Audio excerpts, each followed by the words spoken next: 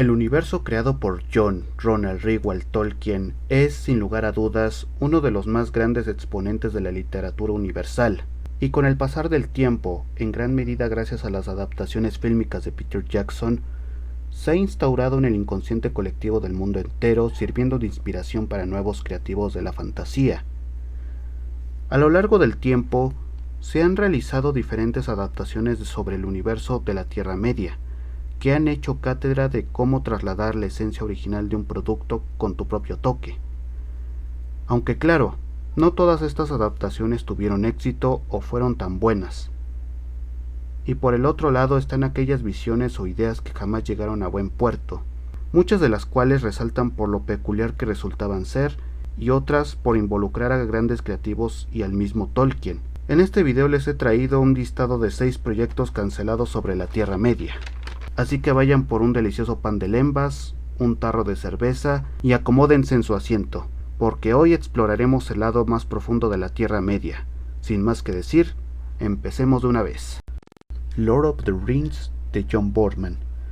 Para los años 60, la obra de Tolkien se popularizó de manera significativa a la par del movimiento hippie de aquel entonces. Bajo este contexto, el director John Boorman fue seleccionado por United Artists para realizar una adaptación cinematográfica del Señor de los Anillos. La idea que se tenía era adaptar toda la trilogía de libros en una película, pero posteriormente Boorman tomó muchas libertades a la hora de escribir el guión, aunque más que libertades, terminó inyectándole una fuerte dosis de psicodelia y erotismo al guión. Entre todos estos elementos que el creativo concibió para esta versión está los 4 hobbits consumiendo hongos que les hacen ver alucinaciones, una representación tipo kabuki de la creación de los anillos, la guerra de la última alianza y el encuentro de Sméagol y Bilbo con el anillo, junto con una representación de Sauron bailando como Mick Jagger, el beso ensangrentado entre un Arwen de 13 años junto a Aragorn y Boromir para que después estos últimos se den un beso, la eliminación de la batalla en el abismo de Helm, también la eliminación de Faramir, una batalla de gallos entre Gandalf y Saruman, siendo este último la boca de Sauron en esta versión, y lo más extraño, un Frodo interpretado por un niño manteniendo relaciones con una Galadriel muy provocativa. Y aclaro, esto yo no me lo he inventado, pero es innegable decir, en efecto, es cine. Dejando las bromas a un lado, es más que evidente que la esencia del libro original quedó bastante ausente en pos de representar de manera alegórica aquella época bastante loca mediante una obra de género espada y brujería.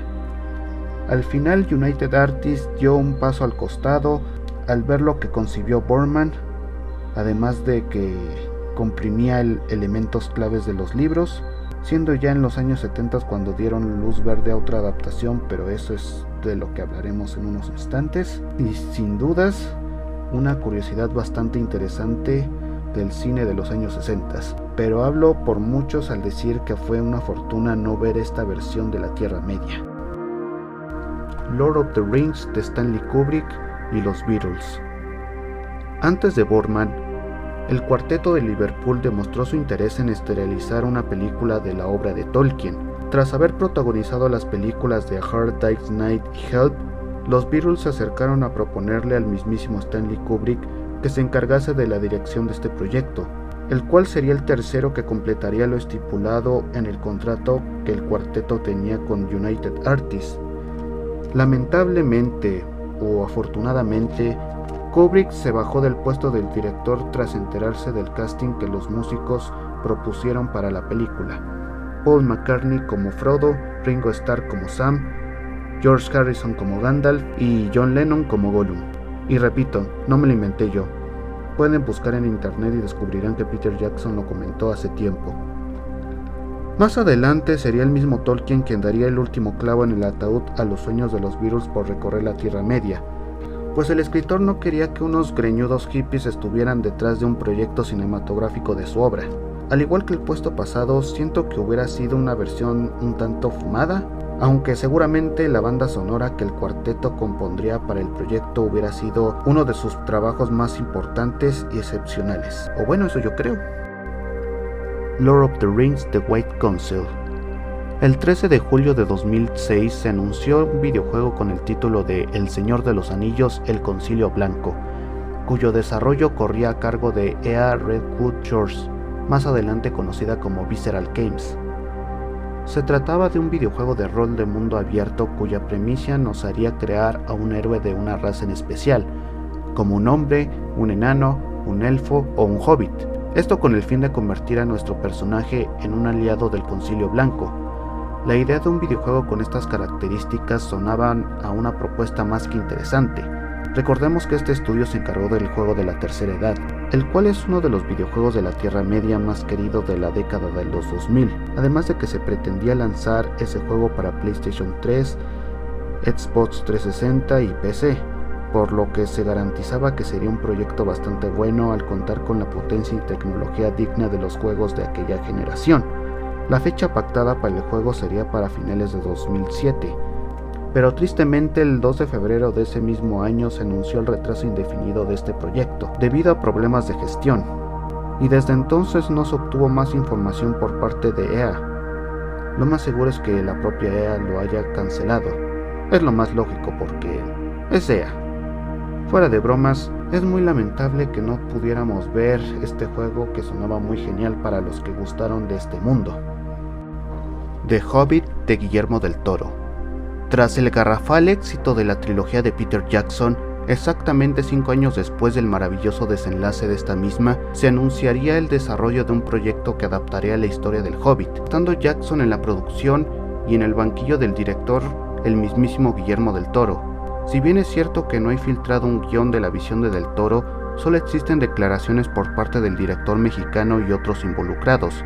Entre aquellas declaraciones están la intención de realizar 2 películas que adaptaran el corto cuento de Tolkien, siendo tituladas Una tertulia inesperada e Historia de una ida y una vuelta, mostrando en la primera parte lo abarcado del cuento hasta la entrada del Bosque Negro por parte de la compañía y continuando el resto en la segunda parte.